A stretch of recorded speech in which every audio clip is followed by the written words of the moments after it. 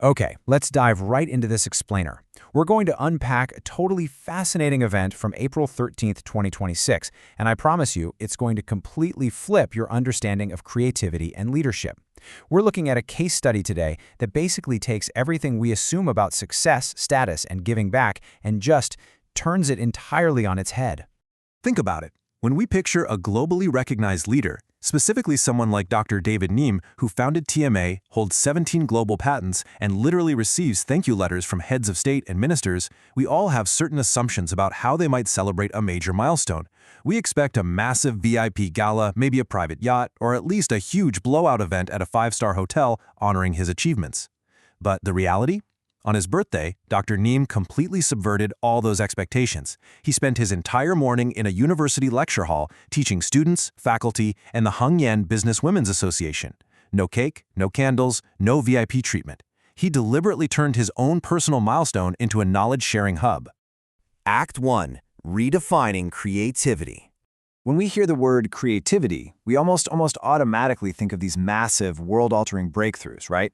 Like inventing a totally new material to replace plastic, or writing code that changes how the whole internet operates. But Dr. Nghiem argues for something completely different. He says true creativity actually stems from micro habits. Think about your average office worker who is just sick and tired of repetitive data entry. If they spend a little time writing a keyboard macro that automates a task and saves them just 10 minutes a day, well, most people wouldn't exactly call them a creative genius. But Dr. Nghiem points out that the mindset behind that 10-minute macro, that active refusal to simply accept the status quo, is the absolute foundation of all major innovation. And that brilliantly illustrates his next big point.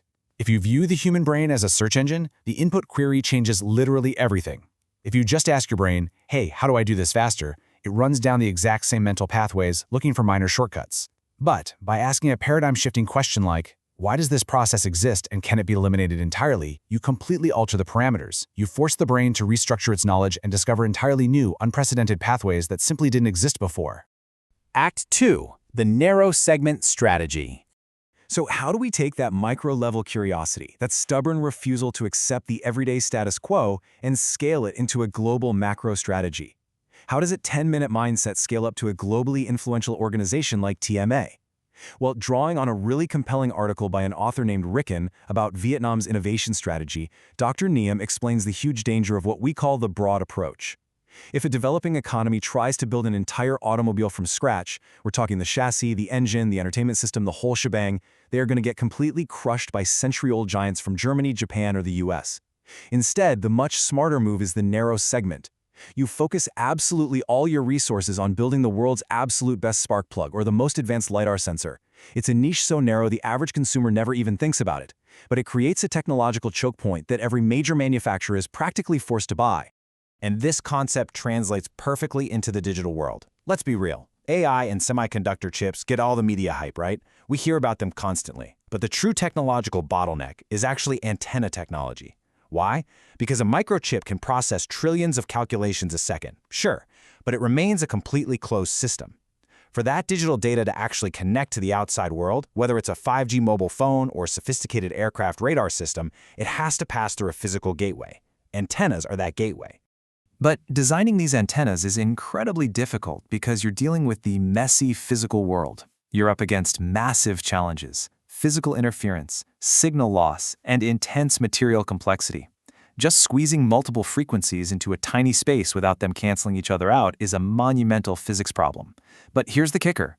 By mastering this narrow, high-value segment, a company or even a nation can create an irreplaceable technological dependency. Even massive tech giants who design their own hyper-advanced chips will gladly pay for antenna patents because trying to build them from scratch is just way too risky and expensive. Act 3. Extreme pragmatism. Now, mapping out a brilliant strategy on a whiteboard is the easy part. Actually surviving the crushing costs of hardware research and development requires a mindset Dr. Nghiem calls extreme pragmatism. And this really highlights why so many great ideas just die in the lab. See, academic inventions are born in these ideal conditions, with abundant grants, focusing on absolute maximum performance, completely ignoring the high cost. But to survive in the real world as commercial products, an invention has to cross what's known as the valley of death. It has to face real-world constraints, strictly optimize costs, and it actually has to solve user pain points. True innovation requires balancing the absolute perfection of physics with the harsh, unforgiving economics of mass production. Remember those 17 global patents Dr. Nghiem holds? They are not just vanity certificates hanging on a wall in his office.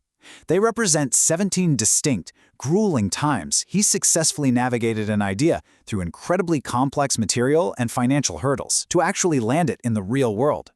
That requires an insane amount of trial, error, and a genuine willingness to adjust perfectly good theories to fit our very messy reality. Here is a perfect example for you. 1/3.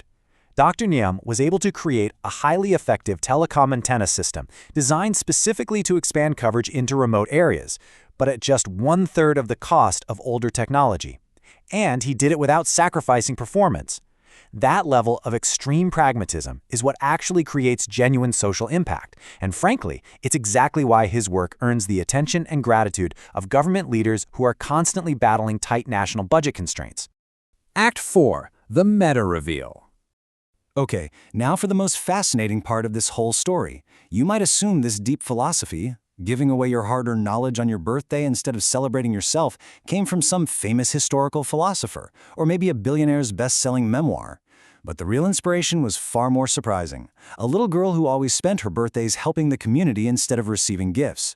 That's right, the inspiration for a top-tier inventor to turn a VIP birthday into a knowledge-sharing event came directly from a young friend of his daughter. This little girl operated on the pure, unfiltered belief that the joy of giving simply outweighs the privilege of receiving.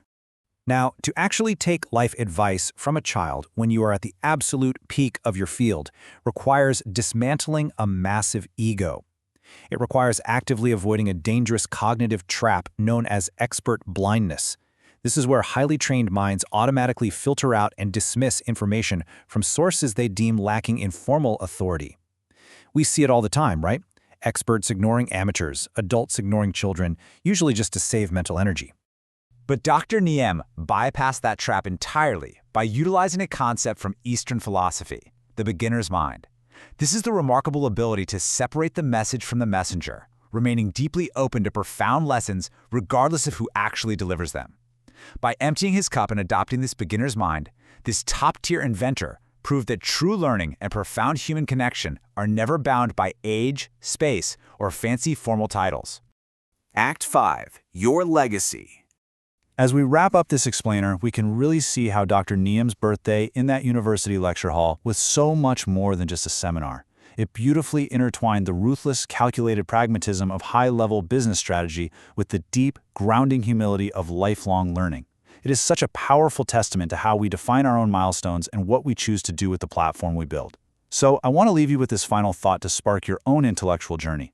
Instead of just counting candles on a cake or throwing a lavish party, what narrow, highly valuable segment of your own life experience will you give away on your next birthday?